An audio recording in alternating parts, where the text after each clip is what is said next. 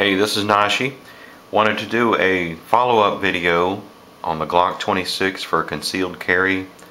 Quite a few people have asked about a little more information on it since I've had a chance to carry it a little more now. So I'll try to cover a few things on my opinion of it and just give you a little bit of information based on my experience. I know a lot of guys like specs of the pistols, so I'll cover some of that real quick. The length of the Glock 26 is 6.5 inches, just about. Width is 1.18. The height of the Glock 26 without the extension that I have, that distance is 4.17. The sight distance is 5.39. Barrel length is 3.42. The weight of the pistol empty is 19.75 ounces. And once it's loaded, let's say you go ahead and load it with, say, 10 rounds of 9mm, then the weight goes to 26.12. Like I said, this one has the Pierce extension, which does make it a little longer, but I like it because it gives me an extra place to put my finger there. Normally it would be, this length. Alright, so just a few things about it. Overall, I'd rate it very well for concealed carry. It's handled a lot of different types of ammunition for me, all different types of brands, whether they're hollow point, regular ball ammo, new reloads. No problems really at all. Always seems to fire and eject and load properly. It is a smaller pistol, and that's really of course what you want for concealed carry. I don't consider it a subcompact. To me, it's a compact pistol. And it might be kind of hard to tell size from just the single gun here. So I'll compare it to real quick, just to the FNP9, so you can get an idea of how much smaller it is. It is a lot shorter. Let's see if I can hold them here. And it is shorter there too, as you can tell. It is thinner as well, and lighter. And to really give you a good comparison, I'll compare it to the FNP 45. Of course, it's a lot shorter than that, a lot thinner. The height is a lot shorter too. The FNP 45 here weighs about 2 pounds, so you're talking about a lot of difference in weight too. So this, to me, is what you want. You want a small pistol for concealed carry.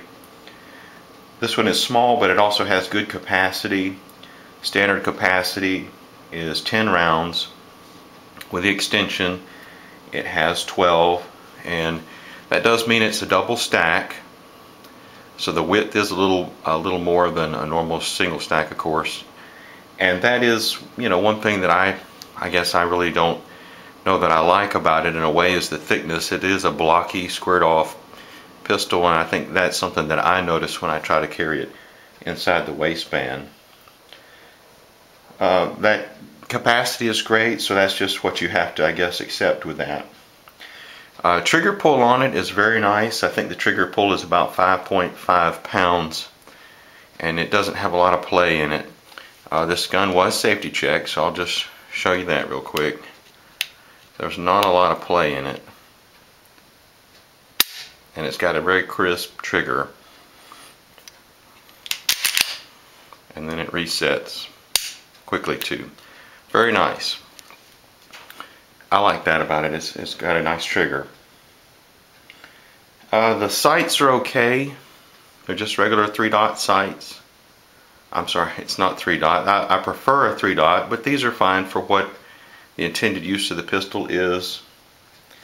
The frame has a fairly smooth texture. It's not that aggressive, but overall that's good too. I think I can handle it and hold it pretty well. So if you're looking for a concealed carry pistol and you want something pretty small, certainly consider the Glock 26. It's a nice concealed carry gun, a good size, good capacity. But don't forget about the others out there.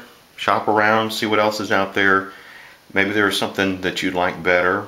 Maybe the M&P Shield, maybe one of the car pistols. Taurus has some stuff like this 709 Slim, the M&P 9C, Ruger LC9. You know, there's some other options out there. And also think about the double stack versus single stack. Maybe you'd prefer a single stack pistol. Of course, you're going to give up some rounds, but you know, that's just a compromise you might have to make. Maybe you want a little larger gun. If you're a bigger guy, you want a little larger gun instead of something smaller. Maybe consider something a little larger, maybe another Glock or the FNP. Don't forget about other calibers. You might prefer 40 caliber. You can of course get this in a Glock 27. That's a 40 caliber. Maybe you prefer a smaller size with a 45, or even something even smaller like a little 380 or 32. Just get out there, shop around, see what works best for you, what you can handle best. I'm not saying this is the perfect solution for everybody. It's not. If you can, try to rent some guns, shoot them, get some experience with them before you decide and buy. So overall, the Glock 26 is a good choice, I think. I rate it as a great carry gun. It's not a subcompact to me, it's a compact, but it's a nice compact that has been very reliable to me, and it's got good capacity, and certainly Glocks have a reputation for being very reliable and durable. There's also a lot of aftermarket support for them if you want to add some features or change some items to make it specifically exactly what you want. So it's a great option. Just be sure and look around and see what else is out there. So thanks for watching. Hope this was helpful.